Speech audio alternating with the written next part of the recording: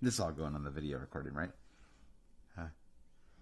You can keep that in. That's good stuff. It's keeping it in. It's staying in. All right. Ready? 1, Yeah. 2, 3. Hello and welcome to day 2 of the World Cup Minute. My name is Josh. I'm here with Brandon. Brandon, how are you? Fantastic. They told me it was going to be like this, Josh. It was going to be highly emotional. The U.S. is back in the World Cup. You know, that we're back. Yes. It's been eight years in the making, and I guess I was prepared with the U.S. coming back for it to be anticlimactic, but boy, howdy, that was climactic, and that was very World Cup. To be reactionary. This is sort of a... I wish Chris Hardwick were here. It's like, this is like Talking Dead or something like that. Yeah. Us coming from the bar, having watched the U.S.-Wales match. It feels very World Cup-y, where we had moments of highs and lows, right? Yeah, it was doubly disappointing because we were up, we lost in the. We didn't lose. It felt like a loss. We conceded a goal in the 80th minute, and then you and I were schooled by a couple of Englishmen in pool shortly thereafter, which felt like a double loss, Brandon. I think we needed a heroic win in pool to really save the day, and sadly that was not forthcoming. So we are double losers today, but we're professionals. We're going to come at you and give you a little recap of what happened today and a look ahead to what happened tomorrow. So Brendan, before we get to the U.S.-Wales match, let's kick things off with England 6, Iran 2, an 8-goal. I guess I wouldn't call it a thriller exactly, but I thought the first half was extremely dominant by England. I was really impressed with a couple of the goals. I thought Bellingham's opening goal was terrific. Saka's, would you call that a volley? It was kind of a volley, right? It was sort of a. Sure. I don't think it touched the ground at any point, right? He sort of got the ball and it's knocked fine. it He scored a goal. The, we don't have to like classify it like this is a museum of goals here, Josh. It was like Saka scored a goal and it was great. Saka scored a goal. Yeah. I love it was the revenge of the Euro Cup pen takers. It's sad that Sancho wasn't there to join into the party, but with Rashford and Saka both doing the business against Iran. He went to Man United. That was his choice, Brandon. And all that comes with that. The man got paid, and that's all well and good, but it's true. I thought Saka was brilliant today. England was fantastic, and then it plays into the conversation that we're having yesterday about Ecuador versus Qatar. Like, who was the story that Qatar was really bad, or was the story that Ecuador was that good? And that plays into Iran versus England. And I think this is, I'm curious to see over the next few days, does this bear out to be true? Is the thread going to be through the first week of the World Cup? Good teams are really good, and bad teams just tend to be bad, or mediocre teams, or whatever. It's going to be the stark contrast, because we thought, as followers of club football in Europe, particularly the Premier League, it's a gripe that you interrupted the club season to bring these top players to Qatar to play the World Cup. Well, it turns out if you bring these great players to Qatar in the middle of the season, they're less tired, they're less fatigued than they would be after a full 38-game week season. And what we saw from England today against Iran, I think, was evidence of like, wow, these top players are great, and they look not fatigued. It doesn't matter that they've not played that much together. And I'm a little afraid of England at the moment, thinking that we're going to, as Americans, we're going to face them on Friday, right?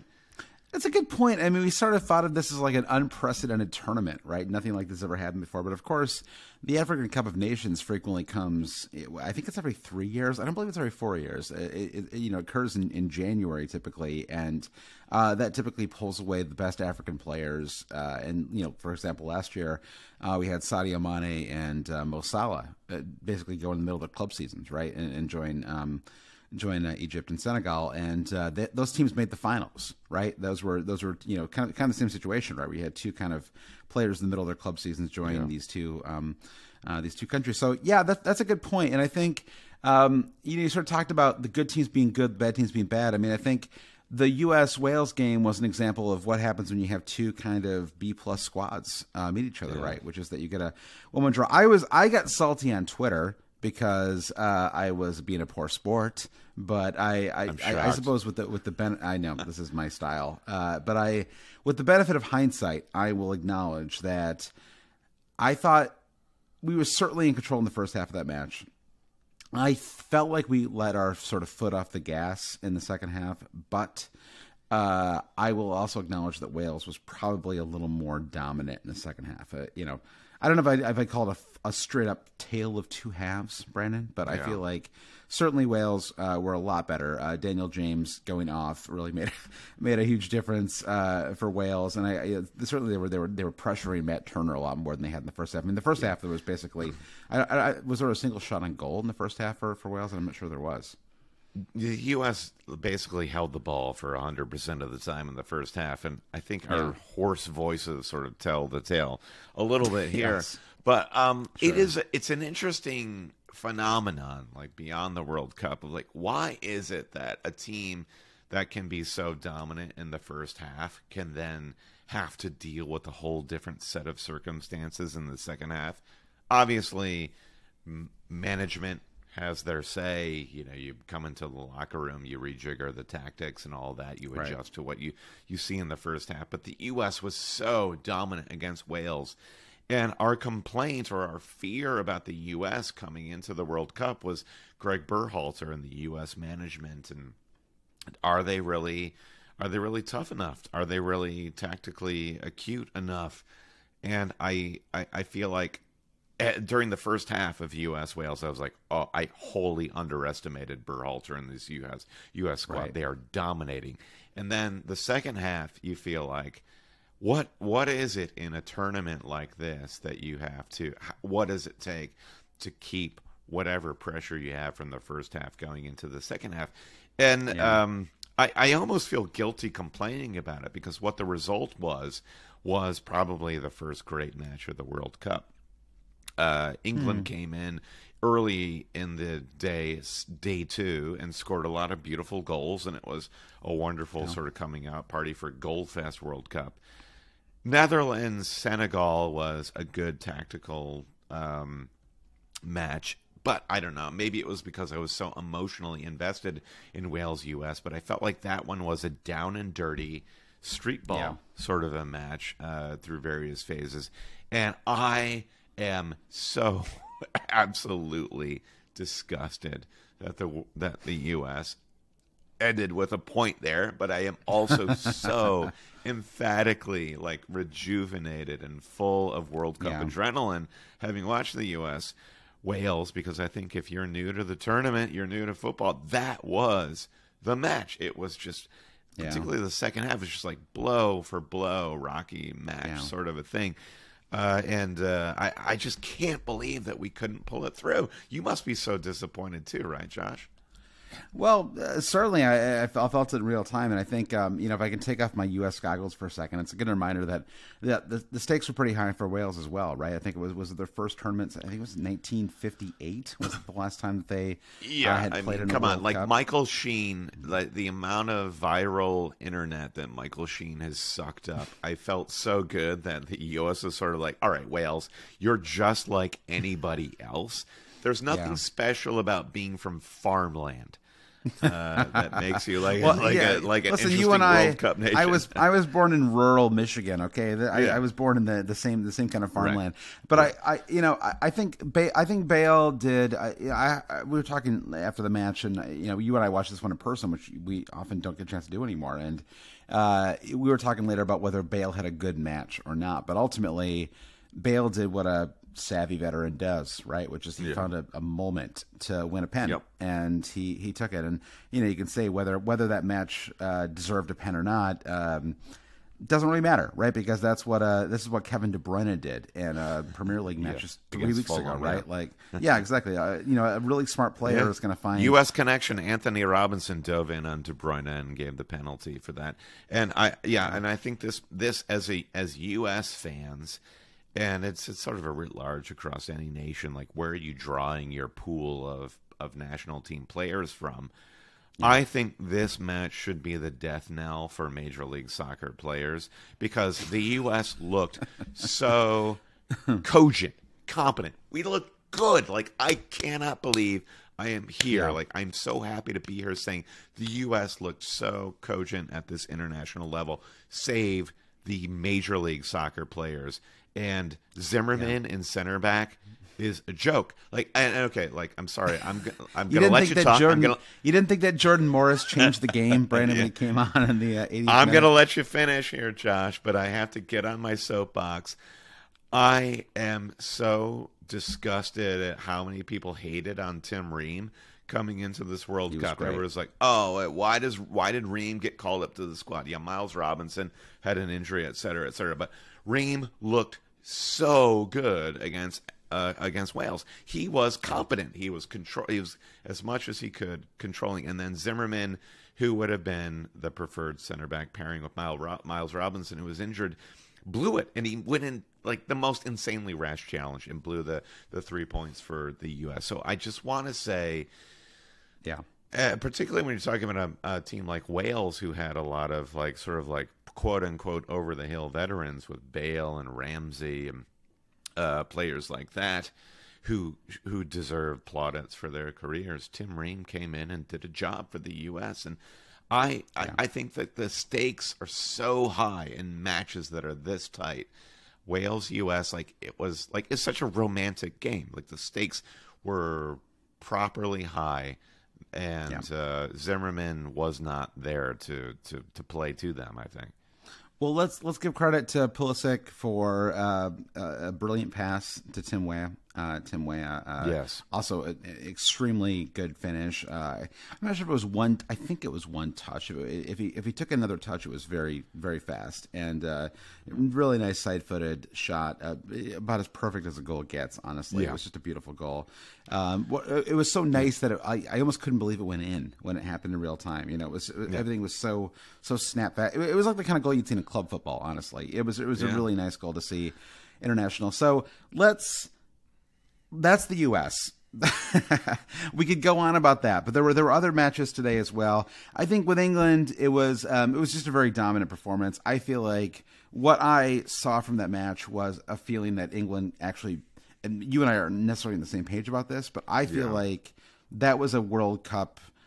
I was feeling more confident than you were going to this kind of tournament that England could win the World Cup, and coming out of that match, I felt even better because the squad is just so stable, right? Over multiple cups now, that squad has stayed remarkably stable. It's the same squad effectively, with the addition of Jude Bellingham that went into the World Cup 2018, that went into Euro 2020, which of course was played last year because of COVID.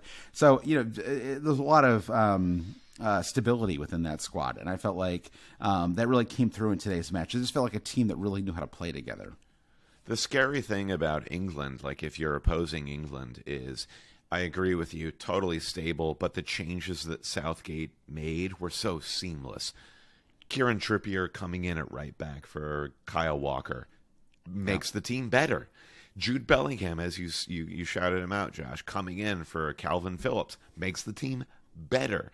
So for all those England fans or England haters who say England were lucky to get to the semifinal of the World Cup or the final of the Euro, they're here to sound off again. Now they played a weaker opposition in Iran, and I'm curious to see what they look about when they play a tougher opposition. But based on what we saw against Iran, we're like, holy crap, this is the best team we have seen so far through 2 days. Undoubtedly, although I did think Ecuador looked better yesterday than you did to a degree. And then the Netherlands Senegal match was sort of it's kind of interesting, right? We didn't have Sadio Mane for Senegal. Unfortunately, he's out for the tournament, and then Memphis Depay as well wasn't quite at full fitness, and so he came in as a sub around the 60th minute. I thought that. It was honestly, it was a fairly even match. 2-0 is the final scoreline, but that includes a very late goal scored by Netherlands, right near the end. And then our boy, Gakpo, right at the end there, Brandon. Cody Gakpo scores. Son of Todd Gak. Son of Todd Gak. He scores a really nice goal. One of those goals that it's like, It's actually it was just a very aesthetically pleasing goal because it was a backwards header, right? The ball sort of comes in and he just sort of heads it behind him, and he and the keeper, no one even kind of knows where that ball is going to go, right? It just sort of goes goalward, and ultimately that was the difference in that match. And then I think otherwise it was kind of a cagey match. I mean, neither squad was quite at full strength, and but so I'm not sure that I have any great conclusions that I would draw from Senegal Netherlands, other than Netherlands were just that little bit better, which we kind of expected. I think the Senegal Netherlands match was one for the diehards and the academics, and that's one that if you're new to the World Cup, go back and sort of think about that match a bit, because those teams were so evenly matched. And the sour note on day 2 was that Sadio Mane being absent from Netherlands. I feel like that scoreline flattered Netherlands a bit. I thought Senegal looked really good, and if they had a fit Sadio Mane, third place for the Ballon d'Or, even a Cody Gakpo. Yeah, even against Gakpo. I mean, Mane would have had his say for sure, and the heart weeps a little bit for what could have been for Senegal in this tournament. But I think that they're broken a little bit, not having their talisman, and so what I was kind of waiting for with this match was are either of these teams going to shout out dark horse? And I think my takeaway is, don't worry about Netherlands. Don't worry about Senegal. They'll one or both may break into the round of 16, but based on today's evidence, I don't think this is a team that you have to watch out for in terms of a bracket buster. No, I'm kind of with you there. I mean, I think of all the squads we've seen so far through, I guess, we've seen eight of 32 teams play so far, and I think England's the only one that you look at and think, okay, this team could possibly win the World Cup. So just before we look at tomorrow's matches, Brandon, as a resident kit man over here, were there any kits that shone for you today in the World Cup? Or are there any that you really thought? I know you're not a fan of the U.S. kit. I'm sort of with you there. I think sure, we don't need to go over that territory. We're going to go over it again. Yeah. Yeah, and in a World Cup like this, where we're in a dark age of kits, of uniforms, the simple and the traditional stand out, and the Netherlands with their bright orange classic total football kit, just perfect, no notes. It has to be that. Senegal's kit I thought was relatively uninteresting. U.S. bad, England bad. Here's what I have to say. If you're a nation that can field a kit that is all the same color, like when England play in all white top, white shorts, white socks, beautiful. Yeah. And the U.S. has done that before, and I think if you can do it head to toe, that's great. And I think Holland with their orange, perfect. Yeah. So kits today. The message is about simplicity, folks.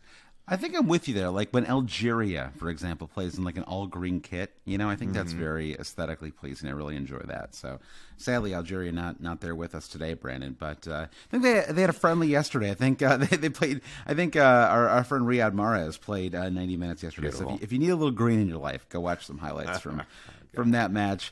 All right, let's look ahead to tomorrow's games. We have our first 4-day slate, Brandon. We only had 3 today because they pulled up that Qatar match and played it on Sunday instead of Monday. So tomorrow we're back to a more normal schedule again. These are English. These are Eastern Standard Times, Brandon. So we have a 5 a.m. match tomorrow. Are you getting up for this one? You getting up for Argentina, Saudi Arabia at 5 a.m., Brandon? That's a negative, So depending on the time zone sort of thing, you gotta like play your chips when you can. And right. You and I, we have full-time day jobs, and today was one for me.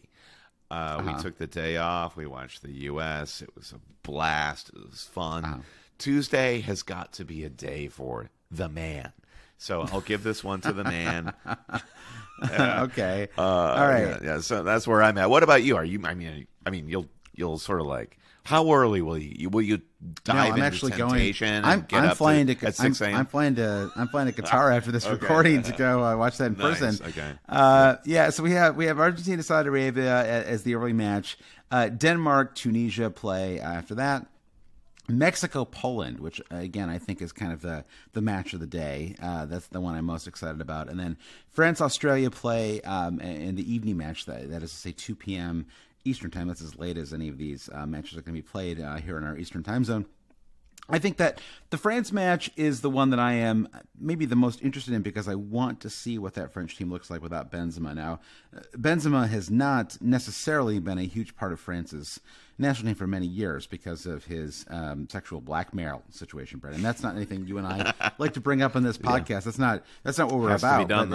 It has to be done, though. This is just a fact. This is underlying hardcore journalism right here. Yeah, exactly. But he has been certainly involved in the last couple of years with France. And so now that, unfortunately, he's out for the tournament, I'm curious. I mean, this is a team that is not exactly wanting for absolutely brilliant players. But regardless, I think that they did lose their talismanic forward on the eve of the World Cup, and I'm curious what kind of impact that has on their squad. Played an Australia team that maybe isn't as solid as some of the vintage Australia teams of our past, Brandon. I mean, you and I are both Matt Ryan heads, big fans of Australia's goalkeeper, but I'd say in general, this is not a team that there's no Tim Cahill coming to that party, Brandon. No, that's a negative. I mean, even if they had there must be a movie with a kangaroo with boxing gloves. Like even if Australia gonna have a sort of like Joe nice Kangaroo like sort of a player, that would be better than whatever they've got going on. All respect to our Australian listeners, of whom there are many, and we love them. But I think Mexico, Poland jumps out to me. In Mexico, we are, like, for the uninitiated, if you follow college basketball in the United States, Mexico is Tom Izzo's Michigan State. This team is a tournament team. They often show, like, few bright spots in qualification, but they eke it out. And then when it comes tournament time, Mexico turn it on. There is always a story to tell about Mexico when it gets to the tournament. So I really want to see what kind of flair Mexico bring, and they're going up against Lewandowski, the Polish number 9, who is one of the best strikers historically over the last decade around the world. Yeah. So it's really going to be, I think, a masterclass between Mexico and Poland. I want to see that match. I'm excited about that match, too. Raul Jimenez was called up for the Mexican team. I would say that Raul Jimenez is one of my... honestly, I go so far as to call him one of my all-time favorite forwards in the Premier League. I mean, I absolutely love watching him play. And he's obviously had this tragic head injury, which seems to have ultimately kind of derailed his career, I'm sorry to say. It looks like he really hasn't been the same for Mexico since then, but he was called up, and this team is full of. There's a handful of players that were involved in MLS, right? So they have kind of a full season under their belt. Like you said, it's just kind of a unique situation where you just have a lot of players who, they're just they're actively playing for their club squads. Did you not hear my call out, Josh, about banning Major League Soccer from the World Cup? Zimmerman is the death knell in Major League Soccer. You're banned. You're out. You're done. Looking now, I thought there'd be more. It's Hector Herrera is the only MLS player who was called up for this Mexican team. So I think the situation with Poland is interesting. I mean, obviously you have. It's honestly a reasonably balanced squad. I mean, you can say it's Robert Lewandowski, who is arguably a top 5 player in the world, and then a bunch of kind of mediocre players. But I mean, you have a bunch of very solid players in that squad, including a couple of Aston Villa players, Brandon. I mean, you have Matty Cash. Cash, we got legend. called. We got called out on our Premier League podcast about imagining a conversation between Emi Martinez and Matty Cash, and not realizing that Matty Cash, if you were amongst the Blitz on Warsaw and you came across a guy named Matty Cash, you really wouldn't know where to put him in the hierarchy at that point in World War II. I don't think you would. Matty Cash to me only sounds Polish, Brendan. I can't imagine it being any other nationality. So very interesting. Kaszowski, I think, is his family name. But I think it's true. Like Poland is probably overshadowed by how big of a shadow that mixing my shadow references there that Lewandowski casts. That they have some good players too, and Mexico will not be favored to win this match or even get out of their group, which kind of makes me root for them a little bit more. Yeah, I think they're roughly. I mean, they're sort of in that second, third place territory. I'd say they're. Honestly, this match with Poland tomorrow is huge. I think for both of them. I think whoever wins that match, assuming one team does win that match, will have a serious leg up going into the next two matches in the tournament. And I think that Mexico's World Cup history is kind of interesting. I mean, they're a country that actually did host the World Cup back in '78, and they're but for a country that has a number of brilliant players and a long history of playing in the World Cup, they don't have a great World Cup history. They've actually never advanced past the quarterfinals of the World Cup. So if they were able to put together a really great run, semifinals or even quarterfinals, I think that that would be great, because this is a squad that has been together. It's a little bit like England, honestly, but maybe not with quite as much. They haven't quite ascended as high, but this is the squad that won the Olympics many years ago. I don't remember this, Brent. About 10 years ago, when England hosted the Olympics, that Mexico team, featuring many of the same players who were on this national team, won the World Cup over Brazil. So there's a lot of talent in this squad, and I'm really curious to see how it all shakes out tomorrow. So I think that match is really fun. I think that Denmark-Tunisia is probably kind of underrated match in terms of what it maybe means long term as well, because Denmark is sort of emerging as this kind of dark horse club. Shout out to producer Louise, Brandon, one of our Danish friends. I'm really excited to see what we get out of Denmark. For me, it's I like a lot of the players in this squad. I would love to see Denmark do well. Huge fan of Christian Eriksen. Obviously, the narrative of Eriksen is incredible, and Pierre-Emile Højbjerg is just a wonderful little spitfire. I love you moving from Christian Eriksen, who almost died of heart failure, to just Pierre whatever. So like fire and ice, Brandon. You got the whole mix in there. Yeah, that's fair. Yeah. I'm hip to the whole Denmark thing. I do think that I don't know. It's almost like rooting for a cool indie band to win the Grammy Award or something like that.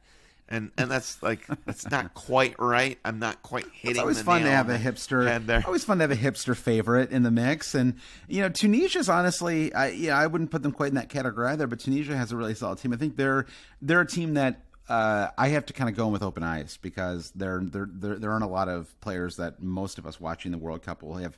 Even you and I, who do a weekly soccer/football podcast, don't have a ton of familiarity with the players in this Tunisia squad, but they are. It's a solid team full of pros, Brandon. This is not like a Qatar situation. So, I think the really, so I'm really curious. We'll know a lot more about both squads after tomorrow, and then Argentina, Australia, which we sort of, Argentina, Saudi Arabia, which we sort of skipped over. I just mostly because I just expect Argentina to really roll over Saudi Arabia in tomorrow's match, and it's possible by the time you're listening to this podcast, that match has already been played. So maybe I'll look foolish when Saudi Arabia, stomps Argentina 4-0. Not likely, but Josh. Have confidence. Not likely. Yeah. But I'm really, this Argentina team, I think, is one of the easier Argentina teams to root for. In some ways, the stakes are a little bit lower for them. There's a lot of pressure when Messi was in his prime. Now he's sort of past his prime, but the squad finally sort of got a little bit of a kind of over the hump last year when they finally won a Copa America, and Emi Martinez was really a big part of that. And so I don't know how much a talismanic goalkeeper really matters. It certainly doesn't in like the National Hockey League. I don't know if that still matters in the World Cup or not. We're not talking about Yashin here, but it doesn't hurt exactly. Yeah, it doesn't hurt. And I'll be rooting for Argentina. Part of me is I am really invested in the anti-Cristiano Ronaldo, like, come at me haters, I guess, but anti-Cristiano Ronaldo narrative. And it would be, like, amazing if Argentina wins the World Cup and they completely erase CR7's legacy from the pages, like as a photograph and Back to the Future really or something end, like that. Yeah, it's true. Because they have a Euro and Messi's got a Copa America, right? So they're roughly equal now in terms of their accomplishments. Yeah. In a sense, and likability factor is definitely in play given Ronaldo's recent exploits. But this World Cup is shaking up to be like a miserable failure for the Middle East. Iran one-upped Qatar and like how bad could a team be in this particular World Cup. And if Argentina gets struck, to use your word, Josh, by Argentina, it's just going to be a disaster for the Middle Eastern states. And so be it. But I'm kind of with Argentina on this one. Yeah, I am too, and I'm really let's see what we get out of them tomorrow. I think they're certainly I'd say next to Brazil, the sort of the co-favorite or second favorite to win the World Cup. So let's see what we get out of them tomorrow. Really fun day, a lot of fun matches. If you're a neutral, we got the U.S. match out of the way, Brendan, so you and I can just enjoy all the other games that are on for the next couple of days. And let's see what we got. And with that, let's end today's World Cup Minute. Nice talking to everybody, and we'll be back tomorrow with more World Cup talk. Thank you. Yeah, just a quick word, Josh, before we end. Like, if you're watching this on YouTube, you can get this podcast wherever you download podcasts, on Spotify, Apple Podcasts, etc. But chill out, hang out with us on YouTube. If that's your thing, subscribe, hit the like button, and all that. And screw FIFA and Qatar for not letting people wear the armbands that they want to. 100%. Yeah. All right. Well, thanks, everybody, and we'll talk to you soon. Bye.